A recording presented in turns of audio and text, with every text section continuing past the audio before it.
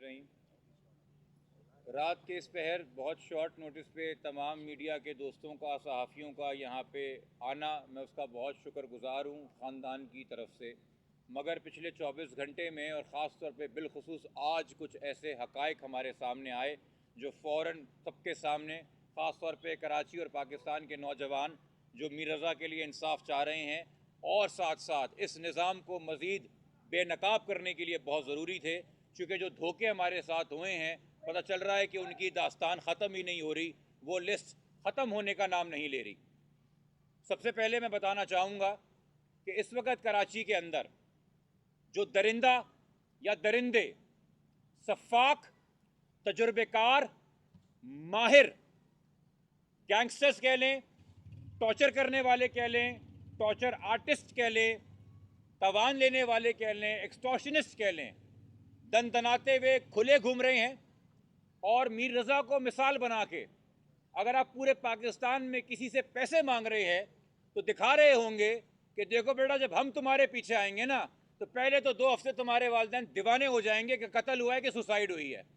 और अगर किसी ने हिम्मत करके बोल भी दिया कि तहकीक कर लो कि कत्ल हुई है तो मिनिस्ट्रियाँ हिल जाएंगी और होम मिनिस्टर आके बोलेगा कि क्या ज़रूरत है रिपोर्ट बनाने की, ये सुसाइड ही हुई है। तो फिर देख लो मुझसे पंगा लेने के लिए। और सिर्फ ये नहीं कि तुम्हारा कत्ल करने के बाद तुम्हारे साथ, तुम्हारे ख़ानदान वालों के साथ क्या होगा, ये अब आप लोगों के सामने जानना रखना ज़रूरी है कि केमिकल रिपोर्ट जो अब तक की आई हैं कि रज़ा के साथ क्या हुआ है।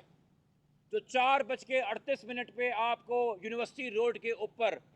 28 जुलाई की सुबह 4:38 पे रज़ा नज़र आया और फिर 11 बजे दोपहर को, सुबह को 29 तारीख को उसकी लाश मिली, उस दौरान क्या हुआ ये आपके लिए जानना ज़रूरी है। आज मैं आपको ये भी खुलासा कर दूं, मैं स्पेशल मेडिकल बोर्ड की कोई रिपोर्ट आपके सामने नहीं लाया हूं। स्पेशल मेडिकल बोर्ड के मुआयने से जो निकले गए सैंपल हैं वो तो कल जाके पुराने आईओ ने जमा कराए हैं, उनकी रिपोर्ट तो आना बाकी है। मुझे बार बार कुछ लोग दम भर रहे थे कि जी वो पहला डॉक्टर सही था, देखिए डॉक्टर सामा ने कुछ निकाला है। तो आज जो मैं रिपोर्टें लेके आया हूँ वो रो रिपोर्टें हैं जो डॉक्टर सामा ने खुद अपने हाथ से सैंपल सील किए थे और कराची यूनिवर्सिटी की लैब भेजे थे। वो शर्ट जो डॉक्टर सामा ने सील की और वो जिस्म के टिश्यू जो उसने सील किए, और क्या निकला है उनके अंदर खुलासा। पहला, अब सिर्फ बॉडी नहीं, अब उसकी टी शर्ट बता रही है कि गोली उसको पीछे से मारी गई, पीछे जहाँ पे होल है शर्ट में वहाँ पे गन पाउडर रेजिड्यू आ गया। ये जरा आपने मीडिया में सुन लिए होंगे। दूसरा, शर्ट के ऊपर ट्रेसेस हैं एसिड के,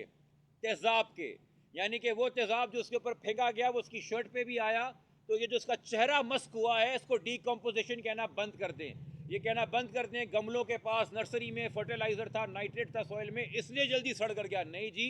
तेज़ाब से नहलाया गया उसे, इसलिए वो गल सड़ गया। तीसरी चीज़ मैं क्यों कह रहा हूँ, सफ़ाक, तजर्बेकार, माहिर, कोई पुराना किसी एजेंसी का, पुलिस का, रेंजर का, मुझे नहीं पता बंदा है कि नहीं, कोई पुराना एक्सपर्ट है टॉर्चर का, किसी गैंग का, यहाँ पे अमन कमेटी और सेक्टर भी होते थे, पुराने बड़े गैंगस्टर्स कराची में घूमे। इन्होंने बाकायदा एक ऐसी दवाई जो मसल को नम करने के लिए एनेस्थीसिया दिया जाता है कि अगर मसल में लग जाए और आपको मार पड़े तो आपको दर्द महसूस नहीं होगा, वो लोकल एनेस्थीसिया इन्होंने डायरेक्टली वेन में, ब्लड में इंजेक्ट किया, जिसके बाद आप हिलने के काबिल तो नहीं रहते कि आप शोर मचा सकें या आप रेजिस्ट कर सकें, मगर दर्द आपको सारा होता है, दर्द आपको सारा होता है। और चूंकि अब ये बॉडी की डीकम्पोजिशन चेहरे से नहीं देखी जा रही, बाकी बॉडी से देखी जा रही है,